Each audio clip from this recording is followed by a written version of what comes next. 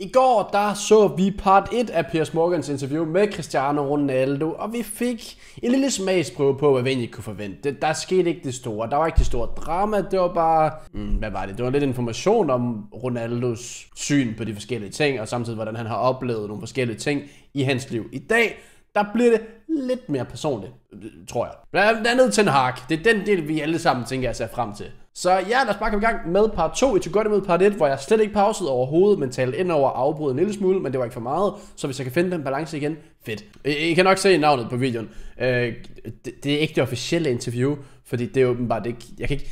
Det er blokeret i Danmark, så jeg måtte finde et re-upload, og det betyder også, at kvaliteten er altså kun 27, så det går an. Det er ikke HD, men I kan leve med det forhåbentlig. Heller det end ingenting. Så lad os ellers bare komme i gang. This is Piers Morgan Uncensored. Coming up, revelations from Ronaldo. Football's biggest superstar gives his blistering verdict on life at Manchester United. Og vi ser frem til, hvad har Ronaldo at sige? For det er uncensored. Så jeg forventer store ting. Piers Morgan Uncensored. Welcome to the special edition of Piers Morgan Uncensored. In the next hour, Cristiano Ronaldo turns up the heat. He sensationally reveals he has no respect for his current manager. Det er sygt at sige. Manchester United's owners, the Glazers. Det er fair He talks candidly about his future at Old Trafford and the World Cup in Qatar. He even reveals his retirement plans and what he thinks of Lionel Messi. But I begin with a very personal question. Do you have more pounds in the bank or more Instagram followers? It's a good question. Probably similar, I don't know. Sygt nok. Probably similar. Så hvad er 400 millioner pund? Wayne Rooney could hate you even more, and probably that's the answer. Well, not only him. Imagine the rest of the rats, they're gonna criticize me too. Vi er 1 minut inden, og der kalder Rooney en rotte. You see something that make me happy too. If you see Forbes Jeg er så fan. every year, I'm in the top of the list, so it's not by coincidence too. But knowing you, it's not the money so much. It's just you want to be at the top, right? I mean, that's what I think. What drives you? If someone said to me, "What drives Cristiano Ronaldo?" Ja. I don't think it's money. Det tror jeg heller ikke. Det er det der med at være den bedste. Ja. Beating people. It's that competitive streak. The records, the adrenaline, but Piers, let's be honest. The last years, the football changed.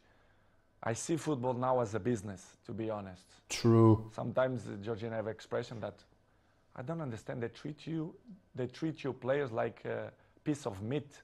I say yes. You say everything. It's true. When they want you, when they count with you, they give you everything. When they don't, they try to make a hard life to you.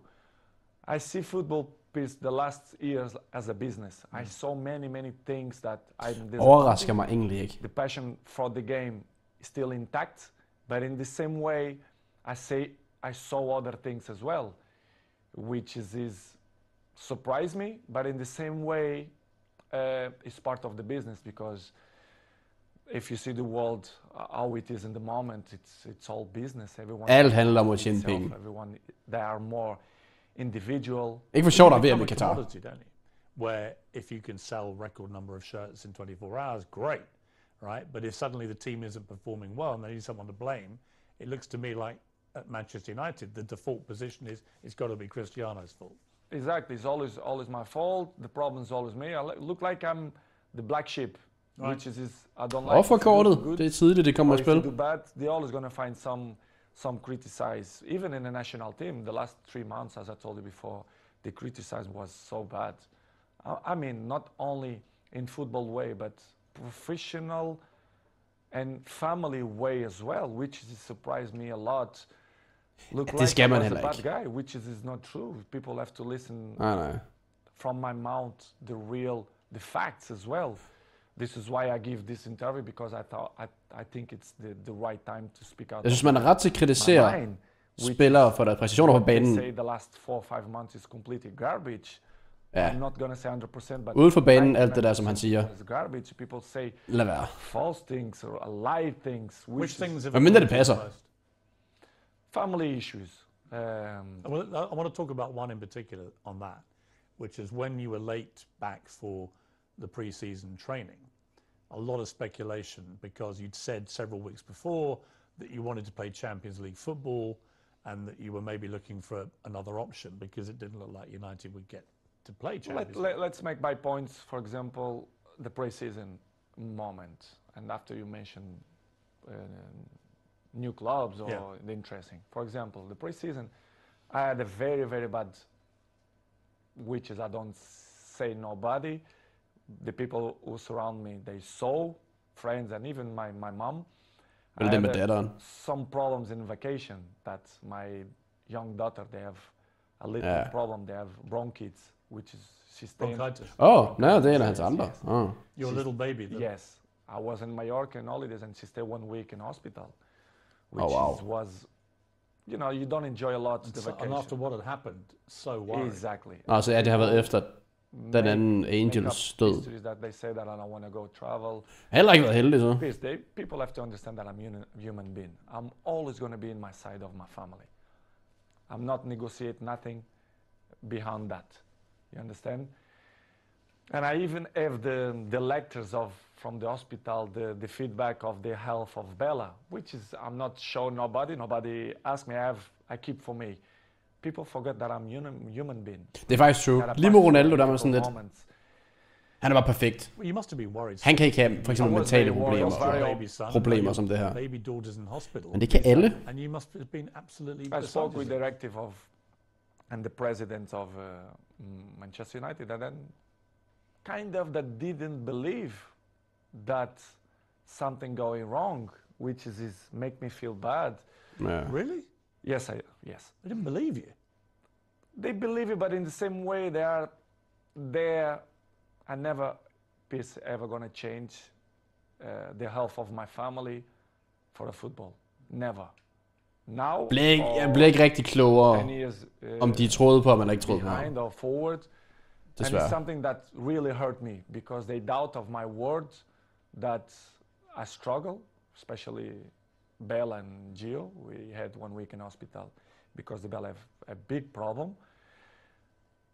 And I didn't go to the preseason because of that, because I didn't was allowed to left my family if something happened to do it the preseason, because I think it wasn't not fair to left my family for a preseason. This is why I didn't go.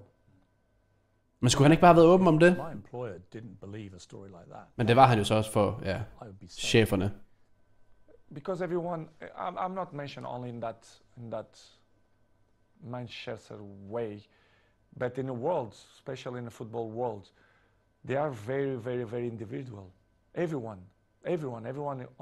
look for themselves or themselves. They don't care about your moments, your struggle moments, your issues, family problems. They want you. They want you. Doesn't matter your family problems. I don't mean Manchester, but in a general. As I told you before, the football goes so fast. You have many competition, many games. Men sådan skal det jo ikke være. World Cup now. Listen, we have last. Der ved jeg ikke, om det er sådan generelt. For det lyder bare vildt. 3-4 days, you have to be in the national team. Preparation for the World Cup. It's hard. Sometimes you have to sell everything and, you know, be with your family, take the best decisions. And in this summer, I didn't feel comfortable. I feel uncomfortable the way they treat me, especially the press. They doubt about me, the professional that I am. Pressen skal man aldrig lytte til. In the top of the game, if you're not professional, they doubt about me. Sådan vil det altid være. Which is make me feel very, very, very sad, because in my life I'm always one of the best professionals. This is why I'm still playing that level. Han er nok den mest professionelle. You play in a pre-season friendly, and you leave the ground early with several other players, and there's another huge fuss about this. What was the truth about that? Had you got permission to go? Do you wish you hadn't left early now? Ten Hag wasn't happy, it was reported. What's the truth? Yes, I will be honest with you. Tak. It's something that I regret to left from the stadium, probably. Or maybe no, I don't know. It's difficult to tell you 100% if I'm... But let's say I regret. But in the same way, I felt provoked by the coach. Altså det er Tottenham-kampen. Not allowed for me a coach to Jeg synes, han sagde 3 preseason. minutes in a game. Sorry, I'm not that kind Så er det of player. Tottenham. I know what I can give to the teams. You're talking about the Tottenham. Ja. The Tottenham Yeah, player. I'm talking about in pre-season there was a friendly where you left the ground with several other Me players. and 8 players. Right. So But they mention only my name, yeah. which is everyone do that. I don't understand why they mention only about high value kind of game. Last year, many players do it the same. In that game, 8 players do it the same. So, but they only speak about the black sheep, which is me, which is I completely. Nu bliver det for It's for done. I offer. apologize to the coach, and for me, Jeg ved ikke, hvad jeg siger. Det er faktisk første gang, han pauser. Men hvis han siger det her med, som jeg også skal have ham ret i, han er den mest professionelle i hele verden, måske i fodboldens historie. Om det er en træningskamp, så forlader du den ikke før tid. Om det er Tottenham, og I får en 2-0, og du ikke gør en forskel på 3 minutter, du forlader den ikke. Og så kan det godt være, at andre gør det, men hvis du er den mest professionelle, jamen som du også selv siger, du er den første, der kommer, og den sidste, der går, så kan du være så ligeglad med alle andre. Det handler om, hvad du gør, og dine handlinger. Og så skal man ikke bare, andre gjorde det også, så må jeg også godt. Men fordi jeg er Ronaldo, så snakker de kun om mig. Ja, altså klart, det er dig, der giver kliks. De andre er også nogle bumser, hvad man kan kalde dem, og det er også forkert af dem. Men det er ikke det, der giver kliks. Ten Hag har nok sagt det samme til Ronaldo, som han sagde til de andre, der også har forladt kampen. Så der blev bare lige nødt til at pause, fordi det var en ret lang sætning. Og hvis det bliver ved, men så, nu er de så der uenige med ham, og det kommer sikkert til at være senere, så kommer der flere pauser, og så bliver det en lang video. the chapter was closed. It seemed to me that right from the start, Ten Hag wanted to show you who the boss was. Så er det Ten Hag-tid. He Nu bliver det spicy. He benched you. He mucked you around. He talked about you in the press. Were you getting that feeling? Når han blev spillet ind til ham, ja. The feeling, he always mentioned to me that I didn't need the preseason, so I should wait for my opportunity. I really understand. I should, well, okay, I understand. But I'm not going to give you points, but he don't do it the same procediment to every players. I'm not going to mention players, but they don't do it the same way. Second, I understand that becoming a new job, Manchester was so bad the last 5 years that they should clean the house, let's say in that way. But the way they approach, the way the press make this so big, it's because probably the communication wasn't the best. Fra hvem? But Ten Hag? I really understand in the beginning because I didn't do the preseason. I don't start to play, but going more farther than that, other things happen that people they don't know, and I'm not hiding that the empathy with the coach is not good. I'm honest. You don't have a good relationship with him. I'm not mean good relationship. The empathy is not good. Let's say. Do you think he respects you? I think he don't respect the way I should deserve. But Men respekt er bare en gensidig ting. this is why probably. Eller i hvert fald en... Sorry, jeg gør det allerede. Men respekt er en ting, du skal gøre dig fortjent til. Og han kommer til at sige nogle ting nu, og så kan vi tage den bagefter. Men jeg kan ikke forestille mig, at han bare er gået ind og kigget på Ronaldo og sagt, jeg respekterer dig ikke. Men det tror jeg, jeg nævnte lidt i partiet. Så lad os se, hvad Ronaldo har at sige. Men igen, det er kun hans vinkel, vi får det fra. Så The game against Tottenham. Well, I want to Ja, come meget to der these passer two ved games. ikke. So against Manchester City, where United got destroyed, he didn't bring you on. He brought on other strikers, but didn't bring you on. And I felt insulted on your behalf. I was like, well, surely against Manchester City, if you're losing this badly and you've got the greatest player of all time sitting there, Men I blev at least 6-1. give him some time, don't you? But he didn't. hvad skulle han gøre? He said afterwards the reason was he had too much respect for you. He wanted to respect you. When you heard him say that, what Den køber han ikke. Excuses. I see as excuses. I saw many things that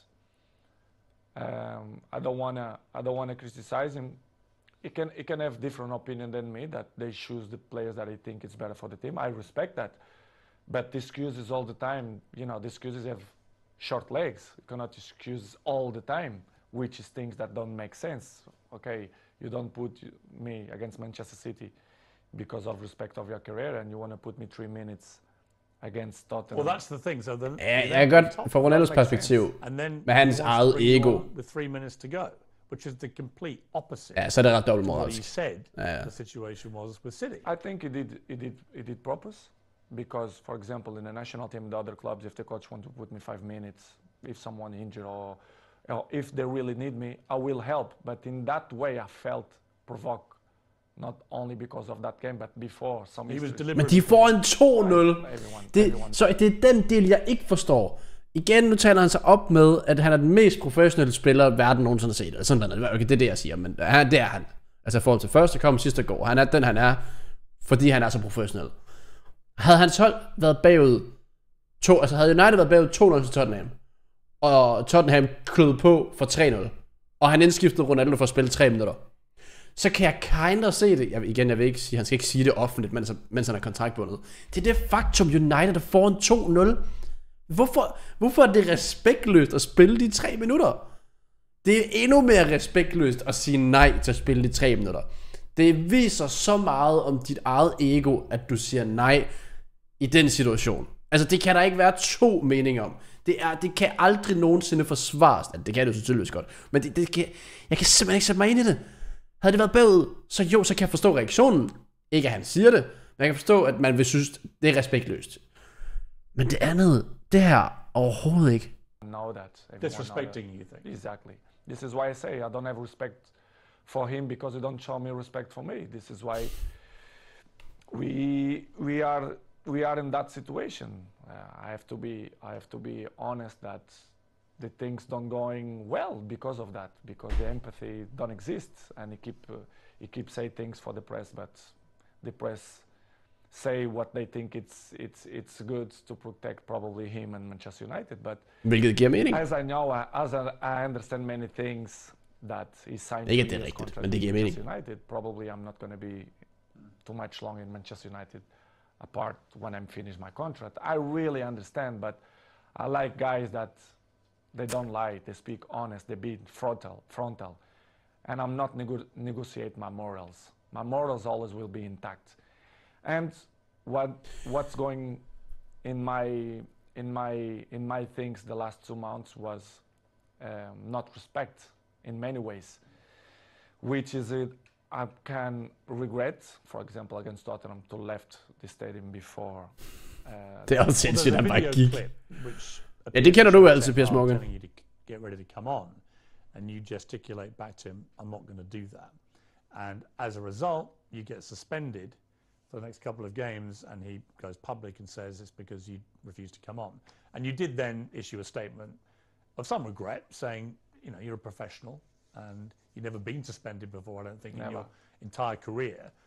I mean, when you look back at that, I guess my question would be, you've always been very acutely aware of your role model status around the world. Do you wish, with hindsight, you hadn't done that and handled it a different way? I regret to left the stadium. Yeah. Jeg havde ikke troet, Piers ville stille det spørgsmål. I didn't felt that he had respect for me to put me on 3 minutes after the issues that we had before. I was very, very, very, very disappointing for the communicator of Manchester United, to be honest. I never had a problem with any club, with any coach, and they suspend me 3 days, which is 3 dage? Hold up. And level of sport clubs, I felt a lot, and it was a shame. Was it humiliating for you? I think so, yes. Ja, det må have været ydmygende. To say the truth, what I felt. Yeah. I remember I arrived. Well, I don't want to say details what he pretend to do it, but I'm not going to say that. But I remember I arriving home and Cristiano see me, Daddy, you not go to the game? I said, no, because the club punished me with 3 days, and he did like, how they gonna punish you if you are the best player in the world? And you're not gonna play? I said, no, I'm not gonna play because I'm behave. And he look at me like, my daddy not behave. What? In one way, I was good because I was like more relaxed, but in the same way, I feel very disappointed because, okay, I regret, I apologize. I'm not perfect. I commit a mistake. but to suspend me 3 days for that, I think it's too much. And they Hvad, er han uenig i det? for the press, which is What? really disappoint me. And that seems to have been the pattern of the way Ikke, at det skulle have været lang tid. to treat you since he became manager. Men jeg synes, det er fair. Constant attempt to disrespect you, I guess. Many Så det var mere things Piers Morgans spørgsmål. happen.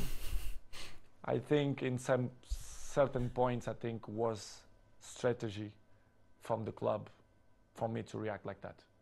Because they wanted you to leave? Probably yes. Ja. They're trying to force you out, you think? Yes. Not only the coach, but the other 2 or 3 guys there around the club. At the senior executive level. Yes. Men Ronaldo sagde jo selv, at han gerne vil væk. Trade. Eller hans agent You og think så they're videre. trying to get rid of you? Honestly, I shouldn't say that. I don't know, but listen, I don't care. I'm always people should listen the truth. Yes, I feel betrayed, and I felt that some people that don't want me here, not only this year, but last year too. They didn't want you to go there at all? No. Really? No. Yes. The owners of the club, they don't. The Glazers? The Glazers, they don't care about the club. Nej, det gør de ikke. Professional. Det er bare penge for de 2 bumser der.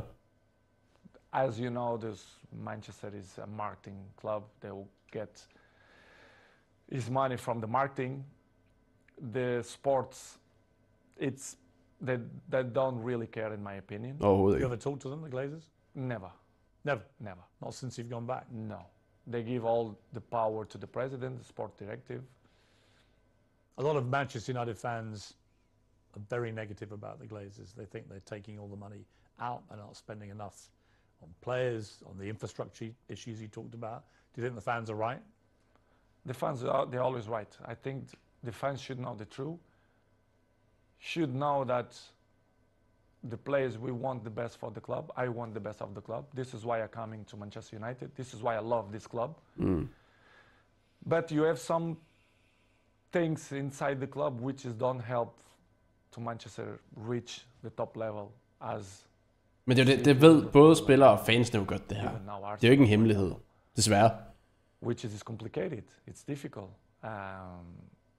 It's hard. In my opinion, it will be hard for Det Manchester er to be in the top ja, of det er en lang the proces. game the next 2-3 years. If they the don't Glazers, change. if the Glazers Mere end stay 2-3, there. tror jeg. I'm not mean the Glazers, but The structure. the structure. Ja.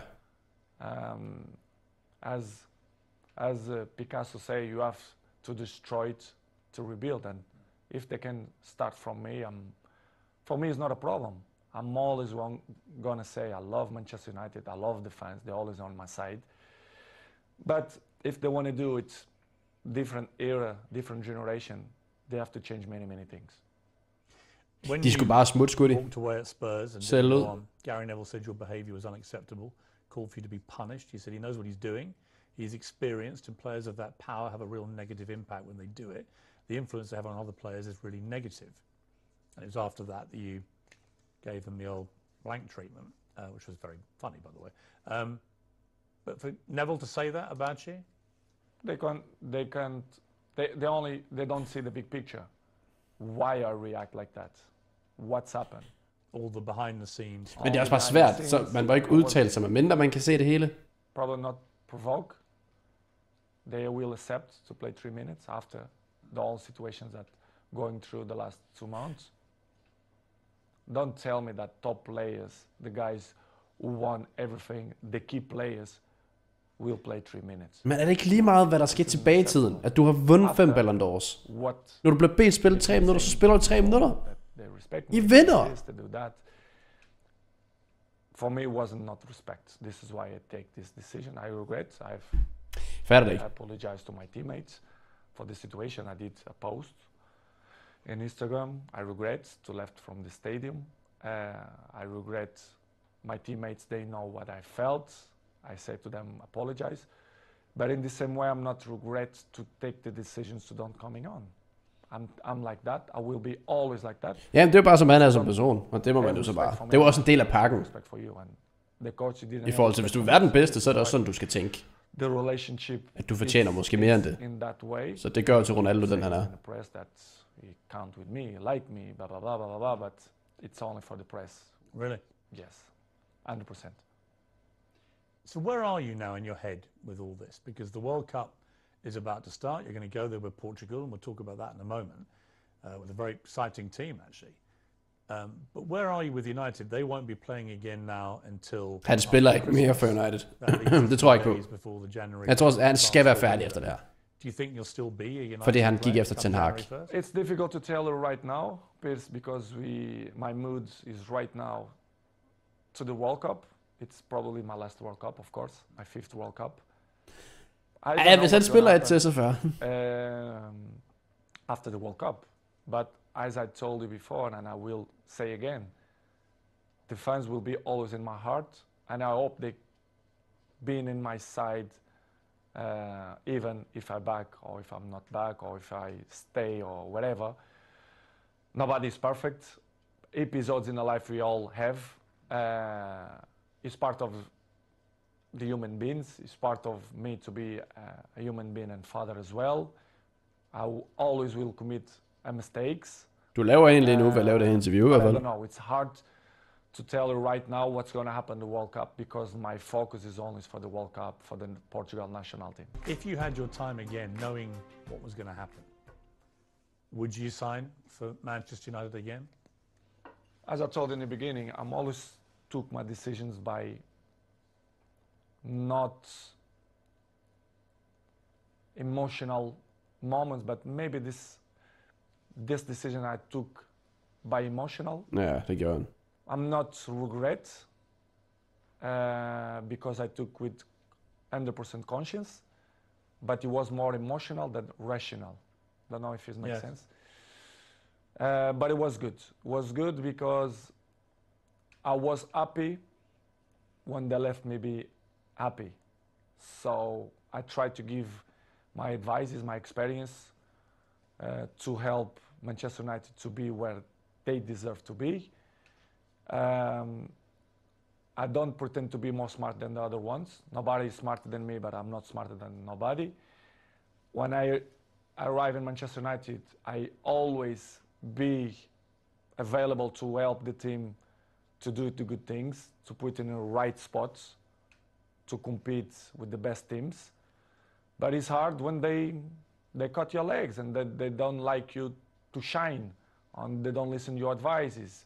I think I have a word to advise to the club because Han har jo fyldt mere end andre. Det har individual and collective. I think I can help a lot, but when the infrastructure is not good. What's amazing is you ended last season with hat-tricks. You're scoring hat-tricks for fun, one against Tottenham. You know, you were playing great football, but you were starting most games. Hat-tricks for fun. Now this season, Så har han lavet 2. you barely started any games. Something happened. You know, I'd imagine you're a bit like a racehorse, right? If you don't start... I didn't do the pre-season. Right, right. Is the excuse. Right, which is I did the ridiculous. pre-season, so... Do you think if you'd been able to just do what you did last season, you just carried on scoring? For sure. You think I did learn to score goals? Maybe I'm not motivated that I'm supposed to be, probably. As I told you before, Piers, I'm a human being. I feel the things. I'm not perfect. But my motivation is not the same that I was. Det er ærligt at sige. Og det viser også rigtig meget. Do you feel like you need a fresh challenge? Ja, det tror jeg. I'm not saying if it's fresh challenge, but let's see. I cannot answer right now because my focus is for the World Cup. But I don't know. Maybe it's good for Manchester and probably it's good for me as well. Og kom have videre. this chapter, probably, but I don't know. If I will be back, I will be the same Cristiano. But I hope people being on my side and let me shine like I did all the clubs and all years. Det er også bare det med, at det er jo faktisk første gang Ronaldo nærmest har modgang i hele hans karriere jo. Altså hvor han ikke spiller, og hvor når han spiller, så spiller han ikke godt. Og hvis du kigger på resultaterne med ham, så vinder de ikke. De scorer ikke mål. Skaber knap chancer. De løber mindre. Med ham, de vinder mere. De scorer flere mål. Altså alt taler bare for, at man ikke rigtig skal bruge ham. Og det her, det så samtidig er der, hvor han så går mod træneren, så hjælper det selvfølgelig heller ikke. Men det er sådan en modgang, hvor man sådan, Vi ved ikke, hvordan han skal vende den. Er det bare smut? Er det bare dip, og så få succes et andet sted? Fordi vi ved, han kunne lave så mange, 29 mål eller sådan noget sidste år. 18 i Premier League, 6 i Champions League og alt sådan noget. Så han kan stadig lave målene, som man også selv siger, at det har han ikke mistet over sommeren, fordi han ikke havde en preseason. Så det kan han stadig. Men det er måske bare United, der er han så på så dybt vand, at det er for sent at komme op. Hvis han er i et stort hul, så er det svært at kravle sig op af det, og måske umuligt. Vi ved det ikke, for vi har ikke set ham i situationen før. Og når han også selv siger det der med, at han ikke er lige så motiveret, som han var tidligere, så tror jeg bare, det er GG. Så tror jeg, han skal videre. Det skal altså lige meget være med det udtalelse. Is the truth about other clubs making offers for you? Some people have said there were no offers at all. I happen to know that there was a gigantic one from Saudi Arabia. I mean, For example? like 350 million euros for 2 seasons, is that? True. Yes, it's true. That's a staggering sum of money, Yes. which you turned down. In that moment, yes. I mean, that to me says you're not just about the money. In that moment. It's what I'm going to mention. 2 måneder senere, They say efter VM, garbage bang. thing that if you are an agent, what you're going to do? You go the clubs, but George Mendes, for example, have more than 100 players. And they go Chelsea, they go Arsenal. They always mention Cristiano Ronaldo. They offer Cristiano. Piers, let's be honest. Who's the most expensive player, salary player that Premier League have in history? It's me, even with 37 years old. Yeah. Why they even offer me to Sporting or Napolis? I will be honest with you. I didn't have many clubs, but I have many offers of the other clubs, which is I didn't change because I didn't plan to do it, but I have. But what the press keeping say and the garbage press say that nobody want me, which is completely wrong. And I was happy here, to be honest. I was motivated to do it. A great season here, but they continue to repeat. Nobody want Cristiano. How they don't want a player who last year scored 32 goals with national team. I mean, that's the point I don't get. Man vil gerne have Ronaldo, men du vil ikke have det, der følger med. Altså alt det dårlige. Så det vægter over det gode, hvis det ikke er mening. As if somehow at 37 you're going to be as good as you were at 21. Anyway, everyone changed. But you are the greatest 37-year-old anyone's ever seen, right? And you're still extremely fit. So it just seems to me nothing's changed from the player I saw banging in hat-tricks last season, except that you have a coach who doesn't want to start you. A few months, what they're going to change? There's nothing. Do you feel like you can still be a top player? But for me, it's stupid question when the people say, they are not the same. Nobody is the same. Day by day, we're getting old. Every one of us. You understand? It's normal. You have to adapt. And I think nobody in this game have this brain that adapts with his age. I'm not want to be cocky to say that I'm the same that when I was 20. Of course, no. But I'm adapted. And I be smart to know my strength, what I'm good to do. I hans unge dage kan spiller på kanten hurtigt. To score goals. If my mind is clear and happy, and if the people surround me that help me to be successful player, especially the coach, the president, directives. But when you feel that the energy don't go surround you, it's difficult you to be yourself, which has happened. This is what's happened with me. But what they say the last 3 months is completely garbage and wrong. They say that I offer me this and that, and many presidents and directives speak about they reject from me. It's completely lie. They lie because it's not what's happened. I had many clubs, not many, a few clubs that they want me to sign, and I didn't go because I feel comfortable here. This is the truth. How easy Virkelig? to turn down? Det overrasker mig. Det overrasker mig ikke, du siger nej til 350 mil for Saudi-Arabien.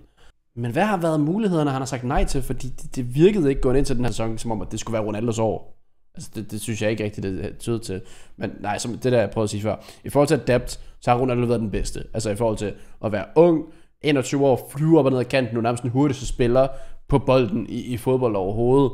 Og i din realtid, du har stadig din fart, og som du mister din fart, så udvikler du så bare din hjerne til, hvordan du skal positionere dig. Og så, er du lige pludselig, så kan du ikke løbe fra folk, men så kan du stille dig et bedre sted, så er du lige pludselig angriber, og så har han lige hele hans Juve-tid og Start United-tid i slut 30'erne her, hvor han bare nærmest laver lige så mange mål. Ikke lige så mange, men tæt på. Han laver stadig så mange mål, fordi han adapter. Så det er han ret i. Men klubber nu kunne være fedt. 350 million pounds. Udover Saudi-Arabien. kick a football for 2 years in Saudi Arabia? It's hard, it's hard, it's hard, but in the same way, I thought that I was very happy here, that I'm still capable to score goals and make people up. Is it also that you want to keep playing at the highest level? That you want to play Champions League football? You want to keep breaking de har Europa League. Again, it comes back to my gut feeling about you, that if it was just about money, you'd be in Saudi Arabia, right, earning this king's ransom, but that's not what motivates you.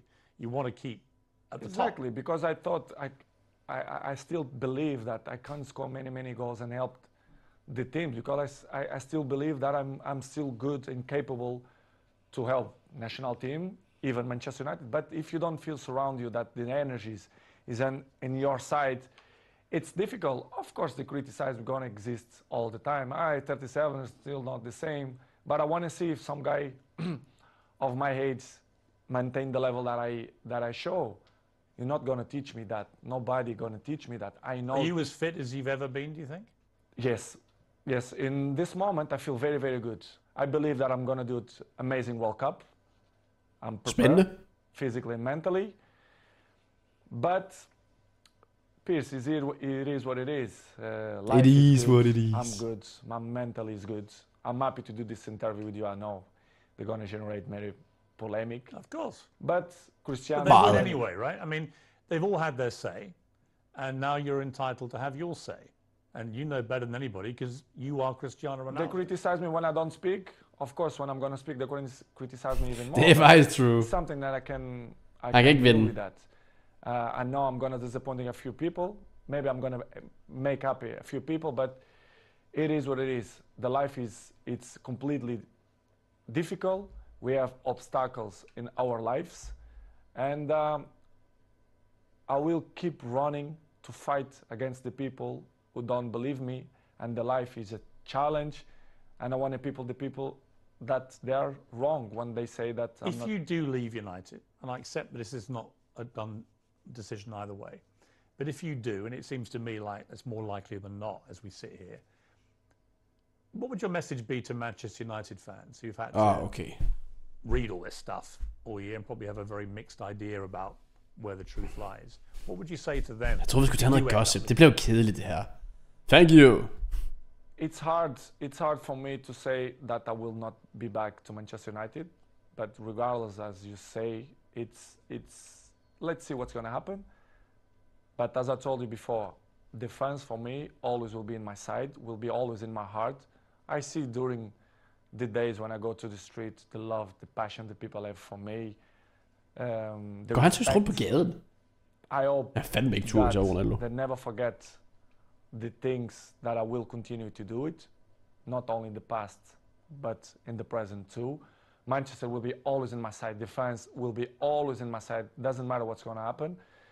And I appreciate the love that they send for me all the time. Jeg ved, om han egentlig er overrasket over, hvor skuffet mange af hans egen fans er det her. They always will be in my heart. So thank you to all the supports. I hope to see you soon. And they always will be in my heart. And what about Sir Alex, the man who persuaded you to come back again? Som han er sammen til nu. Really, like a father figure to you, really, in many ways. Like another father to you. What's his take on everything that's been happening? What's his opinion of all this? I don't speak with him like 1 month ago, but it's always on my side. He always understands me. He knows better than nobody that the club is not on the path. Det gør også sådan på Sir Alex at se på United der. The people who don't see that is because they don't want to see. They are blamed. The fans, they are always the answer and the passion for the game. Manchester belong to the fans, but they should know the truth. The infrastructure, they are not good. They should change. If not, Manchester not going to be where they used to be when Sir Alex Ferguson, David Gill was. And I hope to be part, if they count with me, to help det kommer ikke til at ske. To be successful. If not, the life will continue. I will continue to my journey. I will continue to make fans happy and score goals and do tricks and everything. And it's good. It's part of my journey. Yeah, that's true. Up next, Ronaldo and Lionel Messi and the World Cup in Qatar. Ooh. I want to just talk to you briefly about the World Cup. Så. Your fifth World Cup. Jeg tænker ikke, de kører politisk ind på Qatar. You'd only be 41. Det håber jeg ikke. Det magter jeg ikke. The next one, could we have a sixth World Cup potentially? Will be tough. Will be tough. Hvor gammel er Maybe the last 37? Ja. Probably yes. You've got 41. an exciting team full of experience and young players, Portugal. Are you optimistic about your I'm chances? very optimistic. We have a fantastic coach. We have a good generation of football players. I'm looking forward that we're going to do an amazing World Cup. Would that be for you the pinnacle of your career to win a World Cup with Portugal? Kan de vinde? Piers, I don't. Det tror jeg altså ikke. Well, I dream one time about that. Holding the World Cup. Yes. It's going to be tough, extremely difficult, but everything is possible. But of course, we're going to compete. It's hard to beat. Who are the Portugal. biggest rivals, do you think? We are not the favorites. We are never favorites. No, of course, but you were favourites when you won the Euros, Exactly, right? exactly. Who do you think are the ones to really watch? Who are the best squads out there? Probably France. Brasil. I will put Spain, Argentina, Germany, Brazil? Brazil, of course. Oh. They look good to me. They look good. What about, you haven't mentioned England as well. yeah, of course, England. do you think England have a chance? Have a chance beside Portugal, in my opinion. But let's see. Man kan se, at han mener det. Different. Han tror virkelig på Will be Portugal. in winter. Det skal han selvfølgelig Weird også. playing at winter? Do you care? Do you care? I don't really care, to be honest. A part of the issues that the country, whatever, they try to speak now that it wasn't not good option to do it there, but they should do that before. We should focus only in football, the competition, to people to enjoy. Do you think all the politics and the morality debates and stuff, should that all be left aside now? Det kan vi 100%. ikke. Focus on the Of game. course. I Det feel vil gøre... Of course, they should do that. that debate should be had before you award the countries. Exactly. They should concentrate it in all competition, all the national. Det kan man teams, bare ikke. the Altså, people to Qatar be er så welcome forfærdeligt et land, in, at det kan man ikke. Qatar. Et drømmescenarie. And I see a good tournament, to be honest. I think Qatar, they are prepared. They are prepared for that, and we'll be. Nej, de willing er to ikke play forberedt på en skid. in the beginning of the season, yes, but in the same way, a challenge. I think it's, to be honest, it's good. I feel good. I feel with good energy. So what about this idea? Men get skal to the han sige final. det her? Portugal, the Argentina. You score 2, Messi scores 2. The last minute, 94th minute, Han er virkelig i zone, Ronaldo. you score a third for your hat trick and you win the World Cup. Nu ser That, han. Han be smiler. honest, It's too good. Come is on. that the dream? It's too good. I didn't expect that. Too good dream. But if it happened, Come on. that's the He dream. can score another player. I don't care. I don't care. If the Portugal be in a final and score, even the goalkeeper, I will be the most happy man in the world. But if this happen, come on. I will say I will finish football if this happens. Ja, fair nok. That's it, you retire, right? Yeah, I retired. Det er faktisk lige før, jeg bare kunne sige det samme. 100%. I mean, maybe Stop with only YouTube, Messi's hvis det last sker. World Cup. He's never won it either. I mean, you're linked forever, the pair. Så, nu bliver det The spændende. greatest. Så er der givet there's ever debat. been. You're number one for me. Thank you. He's Thank you. number 2. You're number 1 to you. He's number 2. But it's an amazing relationship you have, even though you're not, I know, great friends or anything, but you're always respectful when you see each Very, other. all the time. But what do you think of him, Messi, now? As you Glad. both head to maybe your last World Cup? As a football player, Yeah, and as a person. Incredible. amazing. Typical. Player is magic, top. As a person, we share the stage 16 years. Imagine 16 sygt. years. We At the highest level. we share. So I have great relationship with him. I'm not friend of him in terms of, when I mean friend is the guy who is with you in your house, who speak on the phone. No, but he's like a teammate. He's a guy that I really respect the way he always speak about me. Even his wife or my girlfriend, they always respect. They're from Argentina. My girlfriend is from Argentina. Yeah. So good. What I'm gonna say about Messi? Great things. He's a good guy. You do everything for football. The best player you've ever seen, excluding yourself? Probably yes. Him, Zidane, probably. Yes. That I play, fight with him, yes. Have you ever had dinner together? Never. Would you like to? Wow. Why not? One day to sit down and... Yes. Listen, I love... Can I come? I love, of course. Ej, du skal holde dig I væk, love to skal du, meet mand. people. I love people. You know, I love to share things, ideas, learn things, ideas, new histories, new brains. Why not? I will do it for sure. I will do it. That would be... In a few years. Yeah. At the bat, as Maradona and Pele did. Yes. No problem. Come on, I'm a good person. I know I have a good heart. I don't like to, to criticize people. It's not the way I took my life. Everything is positive. And if there's like a weird sequence of events and Mbappe goes to Real Madrid and PSG ring you up and go, we've had a great idea. We want to put Messi and Ronaldo up front. Everything it's possible in football. Oh. So why not? I don't know. Du fortjener vi. As I told you before. They sell some shirts. Ja, du skal. For sure, they will sell a lot of shirts. Are Arsenal going to win the Premier League? I hope so. Hvad? Manchester first. Hvad skete der lige? Hvad? Are Arsenal going to win the Premier League? I hope so. You do? Manchester first. If not, Arsenal is some team that I like to see to play. Did you rate the team at the moment? Random spørgsmål. Det kommer ud af ingenting. I like the coach. Oh. I think they do it a good team. Tak. And if Manchester United don't win the Premier League, Det gør I ikke. I will be happy if Arsenal do. Tak. What would you like your legacy to be? Der må være koldt, for det var bare Well, let me apropos ask you ingenting. first, do you have any plans to retire? I mean, how long do you think you can keep playing football? I want to play 2 years more.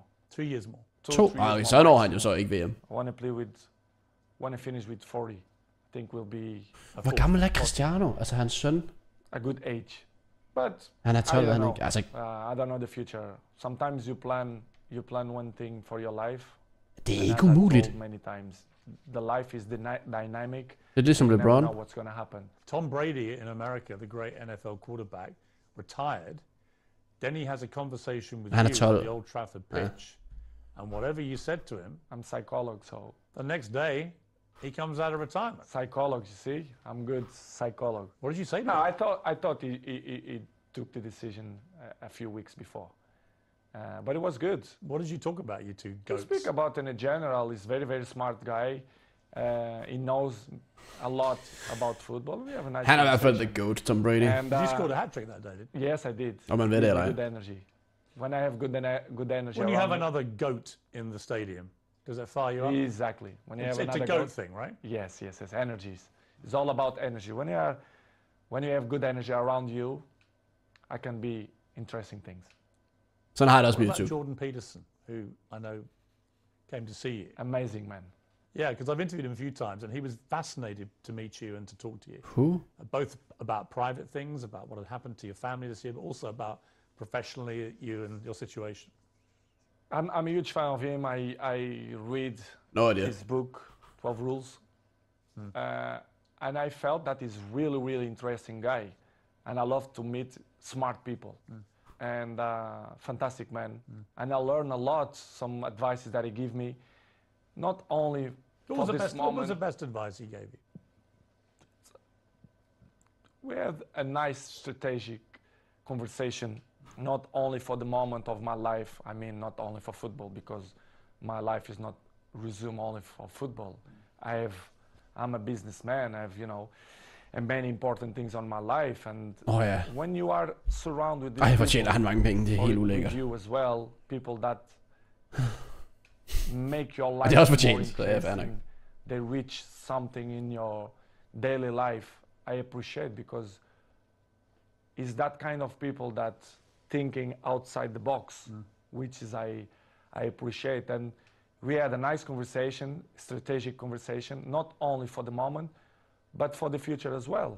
He gave him some points that I never expect, but the beginning was to meet him, a good person, an intelligent person, and was fantastic. And we keep in touch. I speak with him. It's good. You going to do Cristiano Ronaldo's 12 rules to life? Why not? For the future, Maybe probably. 20. You got more rules. Exactly. For the future, probably. I want to educate it, not only my family but my fans. As you know, I have millions of fans. Ja, Probably for the future, I want to do it some book, but not the type of book. I've got a good idea for you on that. I told you. It's a good one. But to help people how to maintain longevity. And also, I think in your case, jeg skal nok købe life, right? There's a lot of people out there who are struggling to just deal with life. And the one thing you do better than anybody I've seen in sport is resilience, mental strength. Yeah.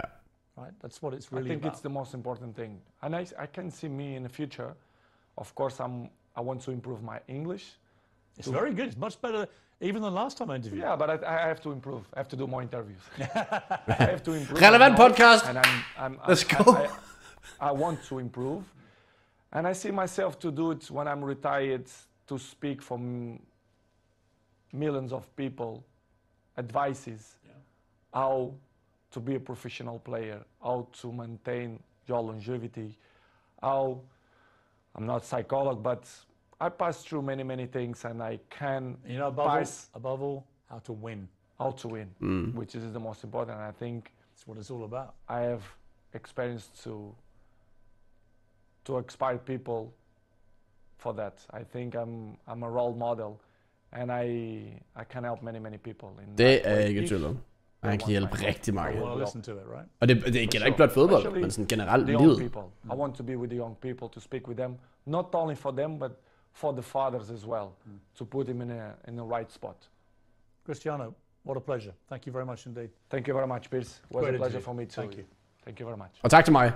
Ja, med det, så er vi jo nået til vejs ende på det her 90 minutter lange interview med ingen andre end Cristiano Ronaldo, hvor vi altså fik sandheder på bordet, og vi fik ting, der var fedt at få selvfølgelig få åbnet op, fordi altså noget, man kigger på Ronaldo som det perfekte menneske, men alle mennesker går igennem noget dårligt i ens liv. Noget du ikke selv kan kontrollere, som at miste et barn, altså, det er det værste du overhovedet kan forestille dig at gå igennem. Og så selvfølgelig også alt det sportslige, hvor det har konsekvenser, går jeg ud fra med tiden, må vi se. Timingen i sig selv er jo fin, fordi han får den her pause med VM. Så det er jo selvfølgelig planlagt nøje. Nu må vi se, hvad fremtiden bringer for Cristiano Ronaldo.